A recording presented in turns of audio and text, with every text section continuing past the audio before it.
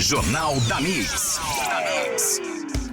Todo mundo ou tem ou conhece alguém que tem, que é o transtorno do déficit de atenção com hiperatividade, também conhecido como TDAH, que é uma disfunção neurocomportamental que tem como característica principal aí a desatenção, inquietude, impulsividade, enfim. Normalmente surge na infância e pode sim persistir na fase adulta. Será que é só isso mesmo? A gente vai conversar com a neurologista Lessandra Espera Abdala Gomes sobre esse assunto.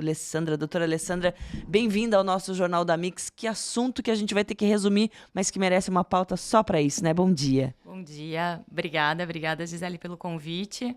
E vamos falar então um pouquinho aí sobre TDAH. Primeira coisa, doutora Alessandra, a gente tem visto um crescimento do diagnóstico incrível. Todo mundo acha que tem. O que está acontecendo? De fato, são diagnósticos ou é a gente que está também com uma cabeça em 1 milhão de coisas ao mesmo tempo e não parou para pensar nisso? Sim, temos dois fatores, dois pontos de vista. Primeiro, a conscientização, a maior informação sobre o que é o TDAH, leva as pessoas realmente a buscarem mais o atendimento médico. Então, sim, estamos diagnosticando mais, sim, o TDAH. Há um fator bem interessante que os meninos, eles são 5 vezes mais diagnosticados do que as meninas, justamente pela apresentação diferente. Meninos são mais hiperativos, meninas são mais desatentas. Hoje em dia, a gente já sabe disso, então a gente também está diagnosticando mais em mulheres.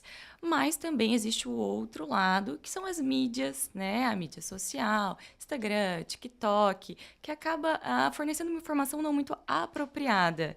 E as pessoas acabam se identificando, todo mundo vai se identificar com alguma característica, algum sintoma do TDAH e nem sempre vai ser, né? Por isso a busca do profissional adequado para fazer esse diagnóstico. Como é que a gente faz esse diagnóstico correto? Porque, como eu disse, hoje a gente tem influência de muitas coisas na nossa vida, né? A gente... Bom, vamos começar pelas crianças. Elas têm aula de 1 milhão de coisas, aí elas precisam prestar atenção na sala de aula, na outra aula, não sei o quê, no celular que está sempre ali na mão, né? Enfim, esse excesso de informação que a gente tem, não só criança, a vida adulta também, a gente está sempre equilibrando os pratinhos e a gente tá sempre com 1000 focos ao mesmo tempo. Só aquela ideia de que a gente tá com o computador aberto com mais de 40 abas e a gente não sabe o que tá fazendo. A tela do Windows, né? Exatamente. Um monte de abinhas, né? Exatamente. Hoje em dia a gente recebe muita informação, até por conta da toda a tecnologia que temos hoje.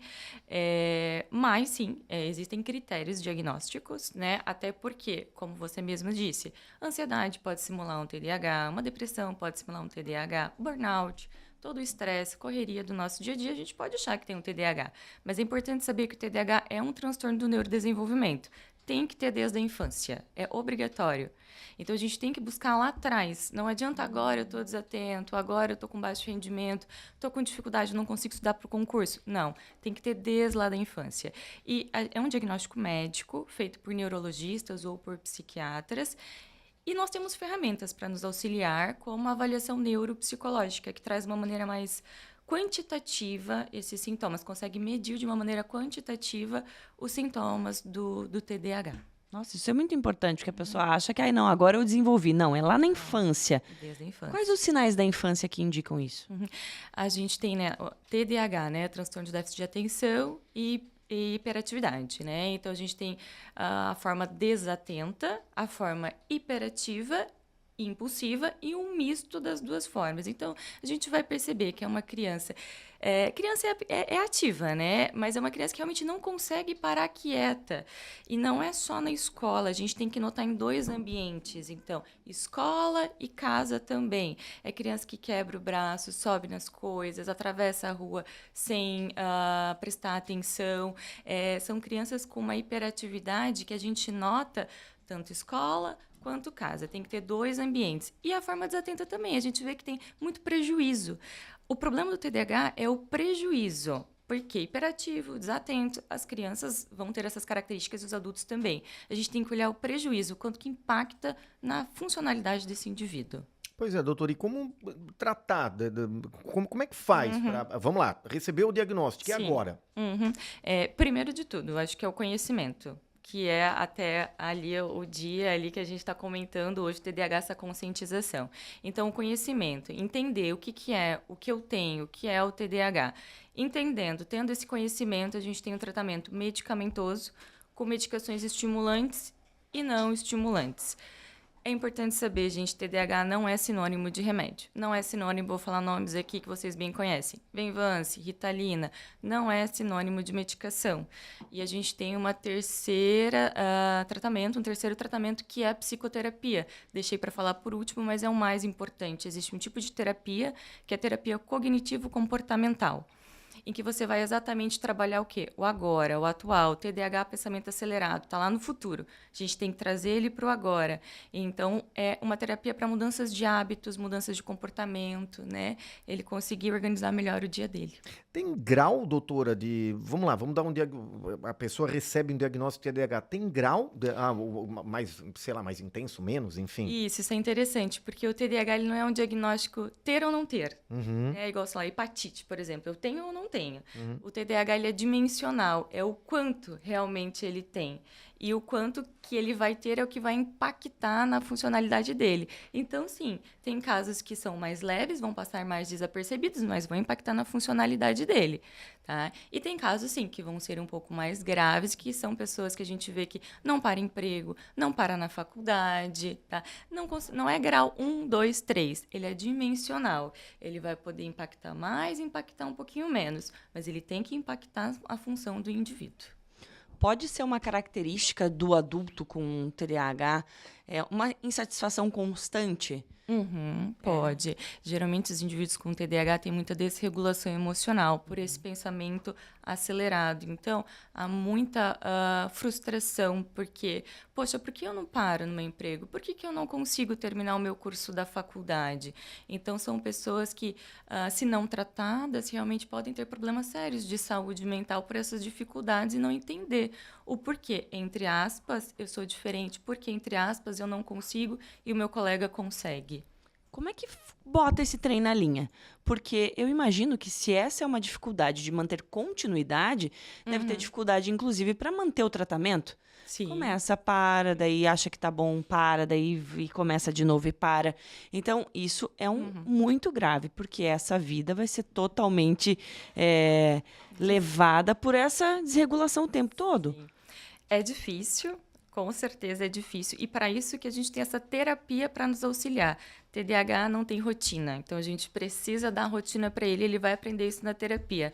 Horários fixos, horário para acordar, horário para almoçar, para ir na atividade física, horário para relaxar, fazer pausas, né? A gente tem até o método Pomodoro aí bem famoso, que tu concentra 25 minutos, estuda lá 25 minutos e para 5 minutos. Então, ele tem que ter essa pausa ali para a mente dele, né? Ele precisa ter metas, a gente tem que dar metas para ele. O que eu vou fazer no meu dia? O que eu vou fazer nessa semana? Lembretes, a gente tem o celular, põe para despertar. Então, ele tem que ter uma disciplina. E ele não vai ter sozinho, a gente vai ter que ajudar ele. A terapia vai ter... É uma construção. Não vai ser de uma hora para outra. É treinamento. Exatamente. Como é que a gente pode ajudar essas pessoas? Porque eu penso que quem tem sofre, quem está em volta sofre, né? E quem está em volta não compreende. Sim. Como é a cabeça dessa pessoa. Sim. E às vezes a própria pessoa não entende, não consegue lidar, porque eu imagino que há um furacão o tempo todo naquela cabeça, que tem muita informação, que é muito inteligente, que quer fazer de tudo um pouco e de tudo ao mesmo tempo. Quem está em volta ajuda como nisso tudo? Porque às vezes também a gente não quer ser tão invasivo na vida da pessoa, mas a gente quer ajudar. Sim. Eu acho que o que nós estamos fazendo aqui hoje já é uma grande ajuda, levar informação de qualidade, né, para quem está assistindo, para a população. Então, eu acho que o primeiro passo é esse, a informação de qualidade. Segundo passo, né, é o não julgamento. Então, é você falar sutilmente, né? Olha, vá procurar ajuda. Estou notando que talvez você tenha alguma coisa, não está normal, de uma maneira sutil. Fala para essa pessoa procurar um médico, seja um neuro, seja um psiquiatra, porque a gente consegue, eu sempre falo para os meus pacientes, a gente consegue mudar o script da vida dessa pessoa, né? Ele consegue reestruturar melhor a vida dele, né? Tanto emprego quanto relacionamento pessoal, a gente consegue mudar isso. Então, é muito importante para essa pessoa ela ter esse diagnóstico. E até, doutora, a gente está conversando com a doutora Alessandra Abdala, que é neurologista, a gente está falando sobre TDAH, né? Que no dia 13 de julho teve aí a data de conscientização a respeito desse transtorno e como é importante a gente entender o diagnóstico, entender tratamento e entender como a gente vai lidar com tudo isso, até quem está em volta. E tem pergunta da nossa ouvinte aqui, a Andrea, ela perguntou o seguinte, na sala, ela é professora, diz que na sala de aula, como lidar com esses estudantes com TDAH? E aí volta essa questão de quem está em volta o que fazer, né? Para os professores hoje, isso deve ser um desafio imensurável, porque são níveis e cada um tem a sua particularidade. Sim, é uma dificuldade de autocontrole, né? Porque tem muita impulsividade, muita hiperatividade e é difícil ali para os professores. Minha opinião, né? Como eu disse, não vai ser de uma hora para outra, vai ser uma construção. Então, o que essa professora tem que fazer? Ela tem que chamar esse pai, tem que ser um trabalho multiprofissional, né? Eu acabo não atendendo crianças, mas quem atende criança faz o quê? Multiprofissional. Psico, neuropsiquiatra, professoras, para conseguir trabalhar junto com essa criança, seja com medicação, seja com terapia, mas para a gente conseguir, sozinho ninguém vai conseguir, é um trabalho em conjunto.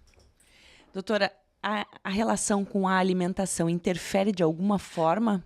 Sim, foi até bom ter feito essa pergunta, que quanto ao tratamento, né, o tratamento envolve atividade física vai liberar dopamina, né, a famosa dopamina que falta no TDAH, então atividade física é importante, uma boa alimentação, não tem regra, o que vai fazer bem para mim, o que eu preciso comer? Boa alimentação. De forma geral, sem nada especial. Sem nada específico. Hidratação. Tá. Que é geral para todas as pessoas, Geral ou seja, se todo pessoas. mundo fizer isso, tá ótimo. Sim. Mas o TDAH tem que fazer isso. Tem que fazer isso. Gente, que bom. Doutora Alessandra, obrigada por estar aqui com a gente. Quem quiser seguir seu Instagram? Alessandra_Abdala. Lembrando que é Alessandra, tá, gente? Sem o A. Sem o A. Quero agradecer imensamente por a senhora estar aqui com a gente hoje nessa manhã de terça-feira, trazendo essa informação tão importante para a gente lembrar aí o 13 de julho, né, a data que a gente precisa lembrar para conscientizar. As pessoas precisam saber como lidar com tudo isso. Obrigada. Muito obrigada. Jornal da Mix. Oferecimento. Toyota agora é Barigui Tarpan, a sua concessionária Toyota para Blumenau e Rio do Sul. E Rede Cooper, 80 anos. É nos encontros que a vida acontece. Mix!